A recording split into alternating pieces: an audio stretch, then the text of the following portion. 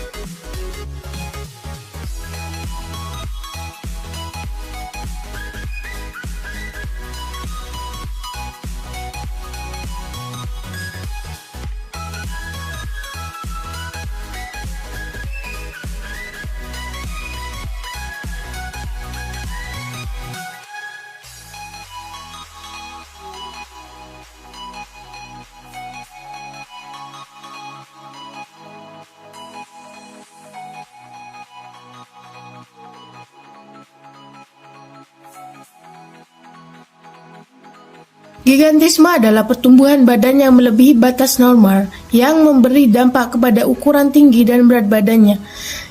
Tanda dan gejala gigantisme dapat terlihat pada ukuran tubuh penderita yang lebih besar dari orang sebayanya. Proporsi beberapa bagian tubuhnya juga terkadang lebih besar dibandingkan dengan bagian tubuh lain. Berikut contohnya, tangan dan kaki yang berukuran sangat besar, jari-jari tangan maupun kaki yang lebih tebal, fitur atau profil wajah yang kasar, dahi dan dagu yang lebih menonjol atau lebar, hidung yang pesek. Penyebab gigantisme yang paling sering ditemui adalah tumor pada kelenjar hipofisis atau tumor kelenjar pituitari yang terletak pada bagian bawah otak. Kelenjar ini berperan pada perkembangan seksual, pengendalian suhu tubuh, produksi urin, serta metabolisme pertumbuhan pada wajah, tangan, dan kaki. Dengan tumbuhnya tumor pada kelenjar hipofisis menyebabkan kelenjar ini memproduksi hormon pertumbuhan secara berlebihan. Pengobatan gigantisme, banyaknya hormon pertumbuhan penyebab gigantisme dapat ditangani dengan cara mengendalikan produksinya. Namun, hingga kini belum ada terapi pengobatan yang sukses mengontrol produksi hormon pertumbuhan secara stabil.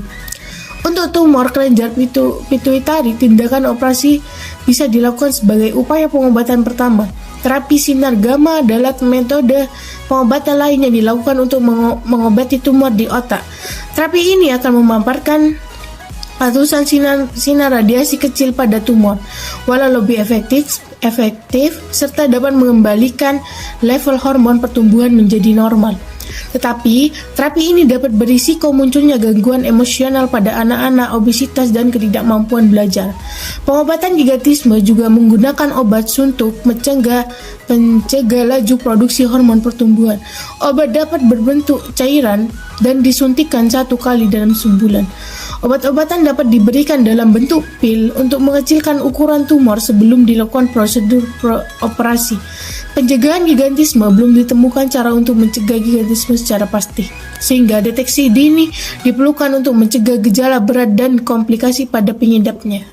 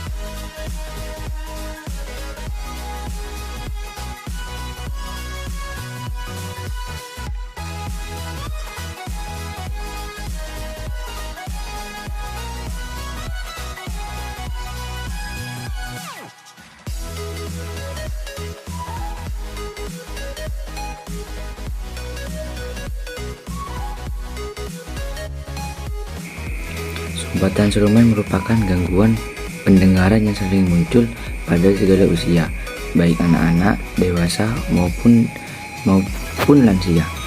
Proses pembentukan serumen sendiri pada dasarnya merupakan proses fisiologis yang merupakan produk dari kelenjar seruminosa yang terdapat pada ilang telinga.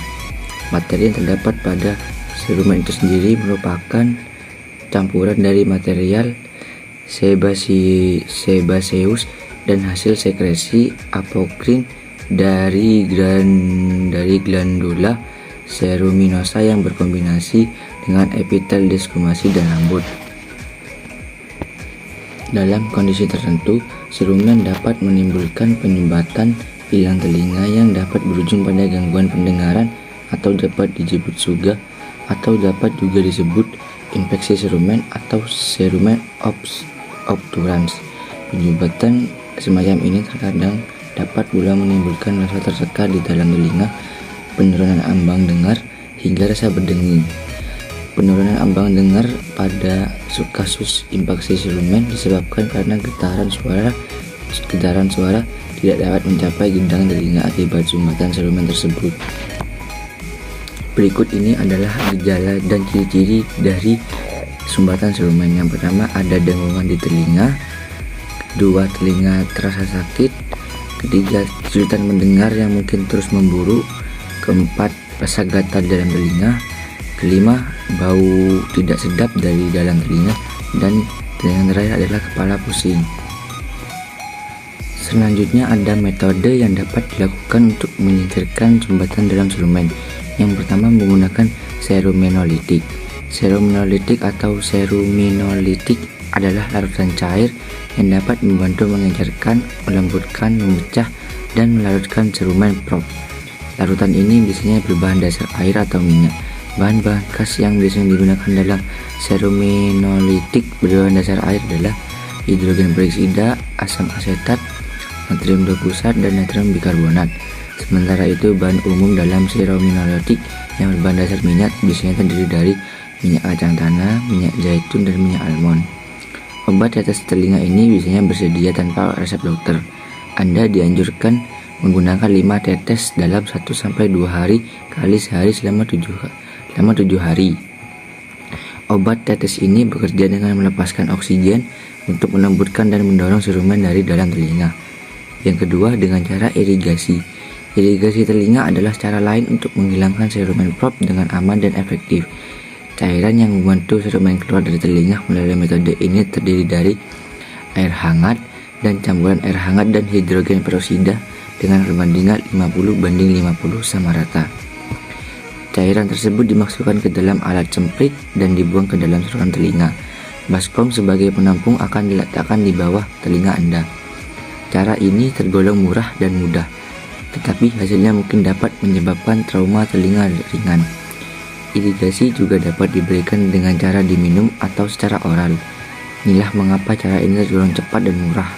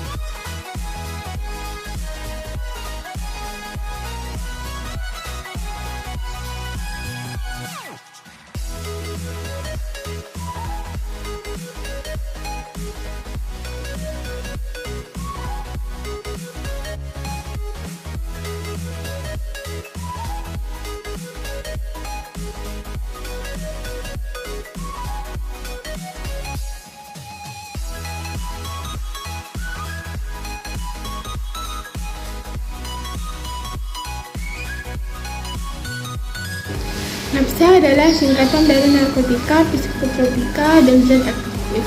Nafsa merupakan zat-zat yang jika dikonsumsi akan mengaruhi sistem saraf pusat sehingga dapat mengubah perasaan dan cara berpikir orang yang menggunakannya.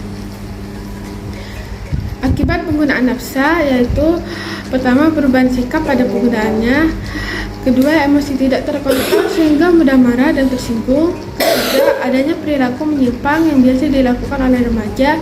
Keempat, penurunan prestasi, kedisiplinan, dan nilai belajar. Dari video pertama, kita dapat melihat semakin banyak remaja yang mengkonsumsi minuman keras. Bukan hanya dominasi remaja laki-laki, tetapi remaja perempuan juga banyak ditemui mulai mencoba minuman keras tersebut. Untuk video selanjutnya, kita dapat melihat efek yang terjadi setelah mengkonsumsi minuman keras, yaitu hilangnya koordinasi antara otak dan otot pada manusia, istilahnya adalah mabuk. Contoh pada video tersebut, bapak-bapak yang berjalan ke koyongan, bahkan ada yang terjatuh, kemudian pengendara sepeda motor yang tidak dapat mengendari sepedanya karena hilangnya kemampuan koordinasi otak dan otot akibat minuman keras. Cara menghindari penyalahgunaan nafsa: yang pertama, tidak mencoba-coba menggunakan obat-obat terlarang. Kedua, meyakini diri sendiri tidak membutuhkan nafsa dalam menghadapi persoalan hidup. Yang ketiga, membatasi pergaulan dengan kelompok menggunakan nafsa.